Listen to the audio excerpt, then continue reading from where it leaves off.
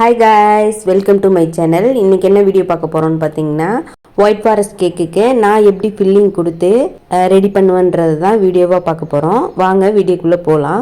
வீடியோக்குள்ள போறதுக்குள்ள நம்ம சேனலை ஒரு லைக் அண்ட் சப்ஸ்கிரைப் பண்ணி சப்போர்ட் பண்ணுங்க. இப்ப பாருங்க வெண்ணிலா ஸ்பாஞ்ச் ரெடி பண்ணி எடுத்தாச்சு. வெண்ணிலா ஸ்பாஞ்ச் எப்படி ரெடி பண்றதுன்றத ஆல்ரெடி வீடியோ போஸ்ட் பண்ணியிருக்கேன். தேவைப்படுறவங்க செக் அவுட் பண்ணி பாருங்க. 1 ஹவருக்கு முன்னாடியே ஸ்பாஞ்ச் ரெடி பண்ணிடணும். ஸ்பாஞ்ச் ரெடி பண்ணி நல்லா கூலாக விட்டணும். நல்லா கூலானாதான் இது மாதிரி ஸ்லைஸ் பண்ணுறதுக்கு வரும். கூல் ஆகாமல் சூட்டோட நம்ம கட் பண்ணும்போது ஸ்பாஞ்ச் வந்து பிஞ்சு பிஞ்சு வந்துடுங்க. அது மாதிரி இல்லாமல் நல்லா கூலாக விட்டு இது மாதிரி 3 லேயராக ஸ்லைஸ் பண்ணி எடுத்துக்கலாம்.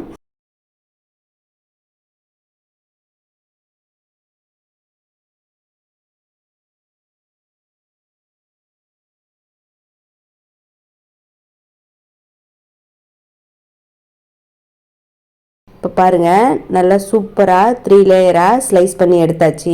இதை த்ரெட்டு வச்சு கூட நம்ம கட் பண்ணி எடுத்துக்கலாம். ஸ்டார்டிங்கில் நான் த்ரெட் வச்சு தான் இது மாதிரி ஸ்லைஸ் பண்ணி எடுப்பேன். த்ரெட் வச்சு ஸ்லைஸ் பண்ணும் போதும் இது மாதிரி ஈவனாக நமக்கு கிடைக்கும். இப்போ பாருங்கள் 3 லேயராக ஸ்லைஸ் பண்ணி எடுத்தாச்சு. கேக் ஸ்பாஞ்ச் பாருங்கள் எவ்வளோ ஒரு சாஃப்டாக பஞ்சு மாதிரி பேக் ஆகி கிடச்சிருக்குன்னு.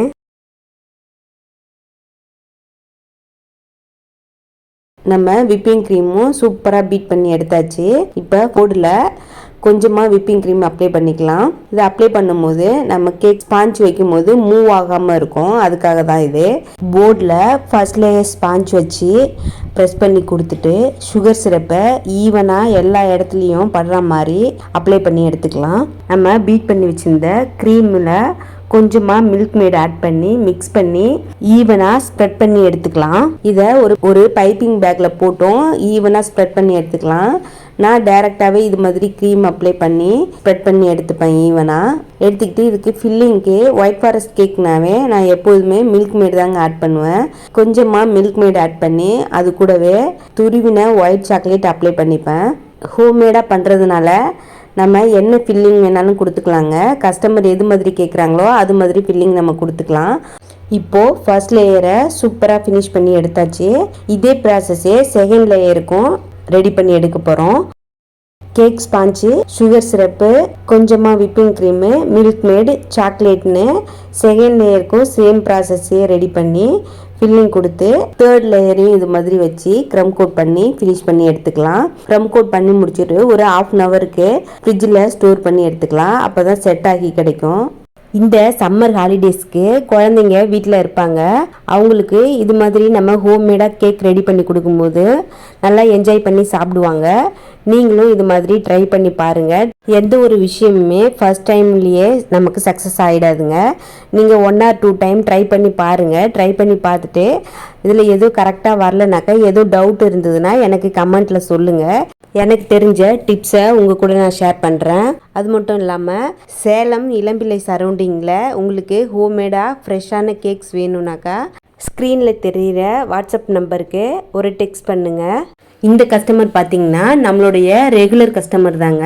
அவங்க வந்து நார்மலாக ஒயிட் ஃபாரஸ்ட் கேக்கு கடையில் கிடைக்குமே அது மாதிரி இல்லாமல் பாப்பாவோட பர்த்டே ட்ரெஸ்க்கு மேட்சாக பிங்க் கலர்லேயும் கொஞ்சம் அங்கங்கே பட்டர்ஃப்ளை வச்சும் கேட்டிருந்தாங்க. அதனால விப்பிங் க்ரீமில் கொஞ்சமாக பிங்க் கலர் ஆட் பண்ணி நல்லா கலந்து எடுத்தாச்சு. கலந்ததை ஒரு பைப்பிங் பேக்கில் போட்டு கேக்கில் இது மாதிரி ஸ்லோவாக அப்ளை பண்ணி எடுத்துக்கலாம். இதை டைரெக்டாகவும் நம்ம அப்ளை பண்ணி எடுத்துக்கலாம். அப்ளை பண்ணி எடுக்கும்போது ஈவனாக இல்லாமல் கொஞ்சம் டைம் எடுக்கும். இதேமாரி பைப்பிங் பேக்கில் சின்னதாக கட் பண்ணி நம்ம அப்ளை பண்ணும்போது ஈவனாக ஸ்ப்ரெட் பண்ணுறதுக்கு ஈஸியாகவும் அதே சமயம் நல்லா ஸ்மூத்தாகவும் ஃபினிஷிங் கிடைக்குங்க. அதுக்காக தான் இது மாதிரி ட்ரை பண்ணுறது. நைஃப் வச்சு டைரெக்டாகவும் அப்ளை பண்ணி எடுத்துக்கலாம். அது மாதிரி உங்களுக்கு அப்ளை பண்ணுறதுக்கு கம்ஃபர்டபுளாக இருந்ததுன்னா அதுவே நீங்கள் அப்ளை பண்ணி எடுத்துக்கலாம். இல்லை இது மாதிரி பைப்பிங் பேக்கில் போட்டு அப்ளை பண்ணி எடுக்கணுன்னாலும் இது மாதிரியும் எடுத்துக்கலாம். இது மாதிரி பைப்பிங் பேக்கில் போட்டு பண்ணும்போது க்ரீம் வந்து கொஞ்சம் எக்ஸஸாக ஆகுங்க. கஸ்டமர்கிட்ட நீங்கள் கேட்டுக்கோங்க. கஸ்டமர் வந்து க்ரீம் கொஞ்சம் கம்மியாக இருந்தால் போதும் அப்படின்னும் போது நீங்கள் நைஃப் வச்சு டைரெக்டாக அப்ளை பண்ணி எடுத்துக்கலாம். அப்படி அப்ளை பண்ணும்போது க்ரீம் வந்து கொஞ்சம் கம்மியாகவே யூஸ் ஆகும். இப்படி பண்ணும்போது பார்த்திங்கன்னா கொஞ்சம் க்ரீம் அதிகமாக ஆகும். அதுக்கு நம்ம பைப்பிங் பேக்கில் ஹோல் போடும்போது சின்னதாக ஹோல் போட்டுக்கிட்டிங்கன்னா ஈவனாக இருக்கணும். நைஃபை வச்சு நல்லா ஈவனாக ஸ்மூத்தாக ஃபினிஷ் பண்ணி எடுத்துக்கலாம். இதை பார்க்கும்போது தாங்க கொஞ்சம் ரொம்ப அதிகமான ப்ராசஸ் இருக்க மாதிரி இருக்கும். ஆனால் ரெடி பண்ணும்போது ஈஸியாகவே இருக்கும். நீங்களும் வீட்லேயே ட்ரை பண்ணி பாருங்கள். இப்போது ஆல்மோஸ்ட்டு ஃபினிஷிங் ஸ்டேஜுக்கு வந்தாச்சுங்க. இப்போது ஈவனாக நல்லா ஸ்மூத்தாக ஃபினிஷ் பண்ணி எடுத்ததுக்கப்புறம் ரோஸ் நாசில் போட்டு சிம்பிளாக ஒரு டெக்கரேஷன் பண்ணி எடுத்துக்கலாம். டெக்கரேஷன் பண்ணி முடிச்சுட்டு ஒரு 2 ஹவர்ஸ்க்கு இதை எதுவும் டிஸ்டர்ப் பண்ணாமல் அப்படியே ஃப்ரிட்ஜில் ஸ்டோர் பண்ணியாச்சு. கஸ்டமர் கேட்ட மாதிரியே பிங்க் கலரில் பட்டர்ஃப்ளை அங்கங்கே வச்சு ஒரு ஹாப்பி பர்த்டே டாப்பரும் சொருகி நான் எடிபிள் பால்ஸையும் வச்சு சைடில் அங்கங்கே கோல்டன் பால்ஸும் வச்சு கேக்கை ஃபினிஷ் பண்ணி எடுத்தாச்சுங்க. ஃபைனலாக இந்த கேக் இப்படி தாங்க இருந்துச்சு. கஸ்டமருக்கு ரொம்பவே பிடிச்சிருந்ததுங்க. ஃபைனல் அவுட்புட் எப்படி இருக்குன்னு கமெண்ட்டில் சொல்லுங்கள். இந்த வீடியோ உங்களுக்கு யூஸ்ஃபுல்லாக இருந்துச்சுன்னா நம்ம சேனலுக்கு ஒரு லைக் அண்ட் சப்ஸ்கிரைப் பண்ணிவிடுங்க. வேறு ஒரு இன்ட்ரெஸ்டிங்கான வீடியோவில் மீட் பண்ணலாம்.